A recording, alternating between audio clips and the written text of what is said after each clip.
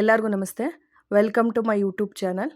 ಇವತ್ತಿನ ವಿಡಿಯೋದಲ್ಲಿ ನಾನು ಲಕ್ಷ್ಮಣ ಫಲ ಹಣ್ಣನ್ನು ಬಳಸ್ಕೊಂಡು ಹಲ್ವಾ ಮಾಡ್ತಾ ಇದ್ದೀನಿ. ತುಂಬಾ ಹೆಲ್ತಿಯಾಗೂ ಇರುತ್ತೆ, ಹಾಗೆ ತುಂಬಾ ಆರೋಗ್ಯಕ್ಕೂ ಒಳ್ಳೆಯದು ಕೂಡ ಹೌದು. ಈ ಲಕ್ಷ್ಮಣ ಫಲ ಹಣ್ಣನ್ನು ಬಳಸ್ಕೊಂಡು ಹಲ್ವಾ ಹೇಗೆ ಮಾಡೋದು ಅಂತ ಈ ವಿಡಿಯೋದಲ್ಲಿ ತೋರಿಸ್ತೀನಿ. ಸೊ ಕೊನೆವರೆಗೂ ಸ್ಕಿಪ್ ಮಾಡ್ದಿದ್ದಂಗೆ ನೋಡಿ. ಲಕ್ಷ್ಮಣ ಫಲ ಹಣ್ಣು ಕ್ಯಾನ್ಸರ್ಗೆ ರಾಮಬಾಣ ಅಂತ ಕೂಡ ಹೇಳ್ತಾರೆ. ಈ ಹಣ್ಣನ್ನು ಬಳಸ್ಕೊಂಡು ನೀವು ಜ್ಯೂಸ್ ಕುಡಿಬೋದು. ಡೈರೆಕ್ಟಾಗಿ ತಿನ್ನೋದಕ್ಕೆ ಸ್ವಲ್ಪ ಒಗರು ಅನಿಸುತ್ತೆ. ಸೊ ಹಾಗಾಗಿ ಜ್ಯೂಸು ಅಥವಾ ಹಲ್ವಾ ಮಾಡ್ಕೊಂಡು ತಿನ್ಬೋದು. ಇಲ್ಲಿ ನಾನು ಹಣ್ಣು ಆಲ್ಮೋಸ್ಟ್ ಒಂದು 90% ಹಣ್ಣಾಗಿದೆ. ತೀರಾ ಮೆತ್ತಗಾಗಿಲ್ಲ. ತುಂಬ ಮೆತ್ತಗಾದರೆ ಬಿಡಿಸೋದಕ್ಕೆ ಕಷ್ಟ ಆಗುತ್ತೆ ಅಂತ ಸ್ವಲ್ಪ ಮೆತ್ತಗಿದ್ದಂಗೆ ನಾನು ಹಚ್ಚಿಟ್ಕೊಂಡಿದ್ದೀನಿ. ಇಲ್ಲಿ ಲಕ್ಷ್ಮಣ ಫಲ ಹಣ್ಣನ್ನು ಬಳಸ್ಕೊಂಡು ಹಲ್ವಾ ಹೇಗೆ ಮಾಡೋದು ಅಂತ ತೋರಿಸ್ತಾ ಇದ್ದೀನಿ. ಈಗ ಫಸ್ಟಿಗೆ ಈ ಹಣ್ಣನ್ನು ಹಚ್ಚಿಟ್ಕೊಂಡು ಇದಕ್ಕೆ ಅರ್ಧ ಬಟ್ಲಷ್ಟು ಹಾಲು ಹಾಕ್ತಾ ಇದ್ದೀನಿ. ಸೊ ಅದು ಒಗರು ಬರುತ್ತಲ್ಲ, ಅದಕ್ಕೋಸ್ಕರ ಸ್ವಲ್ಪ ಹಾಲು ಹಾಕ್ಬಿಟ್ಟು ಈ ರೀತಿ ನುಣ್ಣಗೆ ಮಿಕ್ಸಿ ಮಾಡ್ಕೋಬೇಕಾಗತ್ತೆ. ಈಗ ಇಲ್ಲಿ ಲಕ್ಷ್ಮಣ ಫಲ ಹಣ್ಣನ್ನು ಮಿಕ್ಸಿ ಮಾಡ್ಕೊಂಡಿರೋವಂಥದ್ದು, ಹಾಗೆ ಏಲಕ್ಕಿ ಪುಡಿ. ಇಲ್ಲಿ ಬೆಲ್ಲ, ಈ ಥರ ಬೆಲ್ಲ ಬಳಸೋದಾದರೆ 2 ತಗೊಳ್ಳಿ, ಇಲ್ಲ ಅಂದರೆ ನುಸಿ ಬೆಲ್ಲ ಬಳಸೋದಾದರೆ ಆರ್ಗ್ಯಾನಿಕ್ ಬೆಲ್ಲ ಆದರೆ 1 ಬಟ್ಲಷ್ಟು ತೊಗೊಳ್ಳಿ. ಹಾಗೆ ಗೋಡಂಬಿನ ತೊಗೊಂಡಿದ್ದೀನಿ. ನೀವು ಆ 2 ಬೆಲ್ಲದಲ್ಲಿ ಯಾವ್ದು ಬೇಕಾದ್ರೂ ಬಳಸ್ಬೋದು ಅಂತ. ಇಲ್ಲಿ ನಾನು ಆರ್ಗ್ಯಾನಿಕ್ ಬೆಲ್ಲನ ಬಳಸ್ತಾ ಇದ್ದೀನಿ. ಸ್ವಲ್ಪ ನೀರು ಹಾಕಬೇಕು, ಅಂದರೆ ಬೆಲ್ಲ ಕರಗಬೇಕಷ್ಟೇ, ಜಾಸ್ತಿ ನೀರು ಹಾಕಕ್ಕೆ ಹೋಗಬೇಡಿ. ಬೆಲ್ಲ ಕರಗೋಷ್ಟಷ್ಟನ್ನೇ ನೀರು ಹಾಕ್ಕೊಂಡು ಚೆನ್ನಾಗಿ ಕುದಿಸ್ಕೋಬೇಕು. ಈ ರೀತಿ ಬೆಲ್ಲ ಪಾಕ ಕುದೀತಾ ಇರ್ಬೇಕಾದ್ರೆ ಒಂದು ಬಟ್ಲಲ್ಲಿ ತಣ್ಣನೆ ನೀರು ತಗೊಳ್ಳಿ. ಒಂದು ಸ್ವಲ್ಪ ಬೆಲ್ಲದ ಪಾಕನ ಹಾಕಿ ನೀವು ನೋಡ್ತಾ ಇರ್ಬೋದು. ಈ ರೀತಿ ಇದ್ದರೆ ಕರೆಕ್ಟಾಗೆ ಬೆಲ್ಲದ ಪಾಕ ರೆಡಿಯಾಗಿದೆ ಅಂತ. ಆ ನೀರಲ್ಲಿ ಮಿಕ್ಸ್ ಆಗಬಾರ್ದು ಅದು ಪಾಕ. ಸೊ ಅಷ್ಟಿದ್ರೆ ಮಾತ್ರ ಇದು ರೆಡಿಯಾಗಿದೆ ಅಂತ. ಜಾಸ್ತಿ ನೀರು ಹಾಕ್ಕೊಂಡು ಕುದ್ಸಕ್ಕೆ ಹೋಗಬೇಡಿ. ಈಗ ಸ್ಟವ್ ಆಫ್ ಮಾಡಿ ಇದನ್ನು ಸೈಡಲ್ಲಿ ಎತ್ತಿಡಿ. ಈಗ ಒಂದು ಪ್ಯಾನ್ಗೆ ಒಂದು ಸ್ವಲ್ಪ ತುಪ್ಪ ಹಾಕ್ಕೊತಾ ಇದ್ದೀನಿ. ಇದಕ್ಕೆ ಲಕ್ಷ್ಮಣ ಫಲ ಹಣ್ಣನ್ನು ಮಿಕ್ಸಿ ಮಾಡ್ಕೊಂಡಿರ್ತೀವಲ್ಲ ಅದನ್ನು ಹಾಕ್ಕೋಬೇಕು.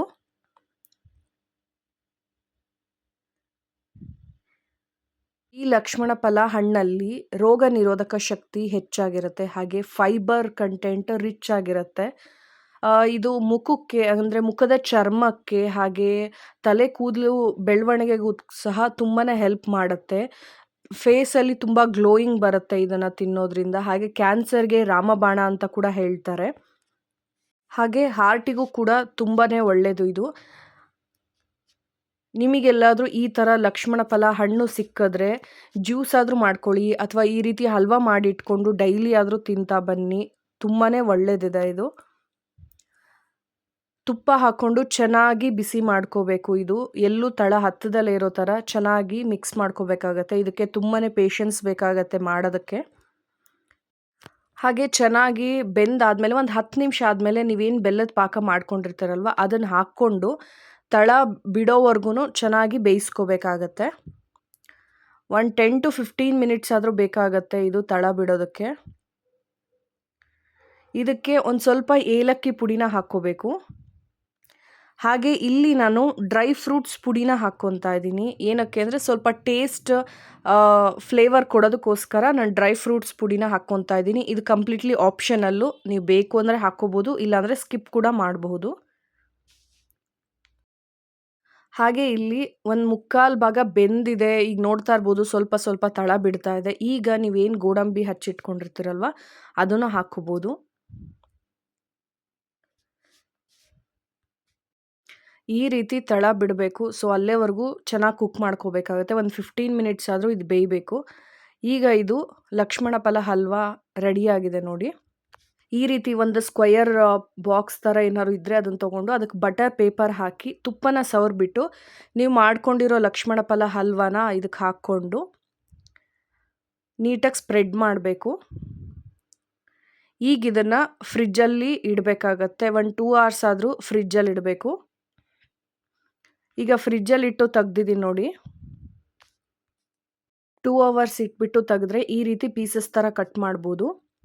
ನಿಮಗೇನಾದರೂ ಲಕ್ಷ್ಮಣ ಫಲ ಹಣ್ಣು ಸಿಕ್ಕಿದ್ರೆ ಸೊ ನೆಕ್ಸ್ಟ್ ಟೈಮ್ ಈ ರೀತಿ ಒಂದು ಹಲ್ವಾ ಮಾಡ್ಕೊಂಡು ತಿನ್ನಿ. ತುಂಬಾ ಟೇಸ್ಟಿಯಾಗಿರುತ್ತೆ, ಹಾಗೆ ಆರೋಗ್ಯಕ್ಕೂ ತುಂಬಾ ಒಳ್ಳೆಯದು. ಸಬ್ಸ್ಕ್ರೈಬ್ ಮಾಡೋದನ್ನ ಮರಿಬೇಡಿ. ಎಲ್ಲರಿಗೂ ಥ್ಯಾಂಕ್ ಯು.